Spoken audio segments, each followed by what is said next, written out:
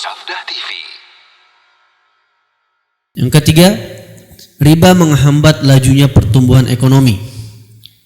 Seorang ekonom ternama John Maynard Keynes menyimpulkan bahwa riba merupakan penghalang utama kemajuan gerak ekonomi.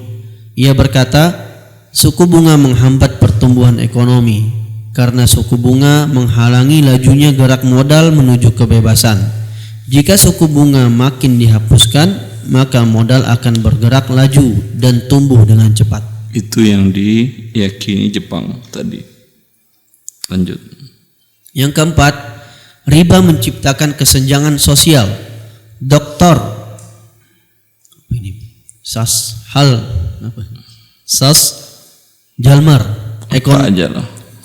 Nah, Saya juga nggak bisa baca bahasa Jerman. Apa? Yang bisa bahasa Jerman apa itu? Lanjut aja lah.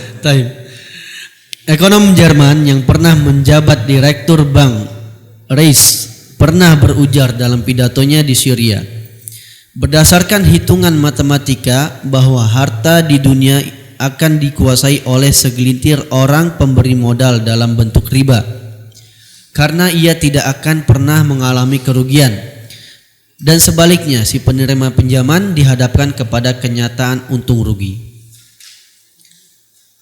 Kesenjangan sosial diberantas oleh Islam dalam penerapan zakat dan pelarangan riba, karena Islam menginginkan harta yang merupakan karunia Allah selayaknya dinikmati oleh sebanyak mungkin umat manusia. Saat dijelaskan pembagian rampasan perang, Allah menyebutkan hikmahnya, yaitu keadilan sosial di mana harta beredar di segenap lapisan umat manusia. Allah berfirman, Ma afa Allahu ala rasulihi min ahlil qura falillahi walir rasul walidhil qurba wal yatama wal masakin wa bnis sabil kai la yakuna dulatan bainal aghniya'i minkum.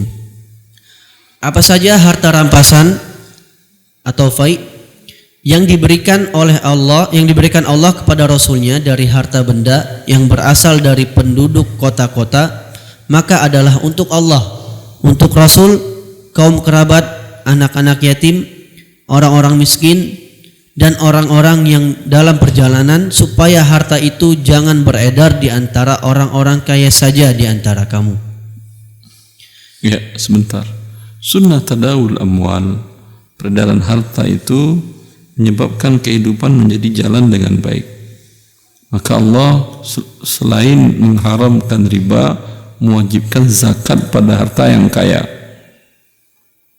Ini dalam ekonomi bergerak, ekonomi itu dengan ini. Kalau yang kaya tidak berzakat, lihat sekarang apa yang dilakukan oleh Kementerian Keuangan, melakukan PEN kan ya, bagi-bagi uang kepada rakyat kan ya, walaupun dengan cara dia pun berhutang, itu urusan dia. Tapi kenapa itu dia lakukan? Agar ekonomi bergerak. Kenapa? Karena orang yang miskin sudah nggak punya uang lagi. Mereka nggak punya uang, mereka nggak belanja, otomatis distributor berhenti, tutup toko-toko retail. Bila toko-toko retail tutup, distributor besar pun tutup, nggak berhenti. Bila itu berhenti, pabrik pun nggak akan memproduksi barang, nggak ada yang beli, nggak mungkin mereka produksi. Berarti siap-siap tidur semua ekonomi. Kalau Islam, Allah wajibkan yang kaya berzakat, sehingga yang miskin punya uang dan dia beli barang sehingga ekonomi itu bergerak. Ini agama Allah yang mengatur. Jadi tidak perlu kita muslim nikmat. Kita tinggal pelajari syariat Allah, kita lakukan, hidup akan menjadi bahagia. Dan ekonomi akan menjadi lancar. Bila dalam kondisi seperti ini, bisa dibayangkan yang kaya tutup usahanya, yang miskin nggak bisa makan, yang miskin jadi begal jadinya dengan alasan perut. Daripada mati, mending sama-sama mati kita, kata dia. Saya dapat uang kamu. Ekonomi ini tidak bergerak. Dan kalau yang kaya memberikan zakatnya kayak miskin, ya miskin nggak akan jadi begal dia. Itu hikmah dari Allah Azza wa Jalla.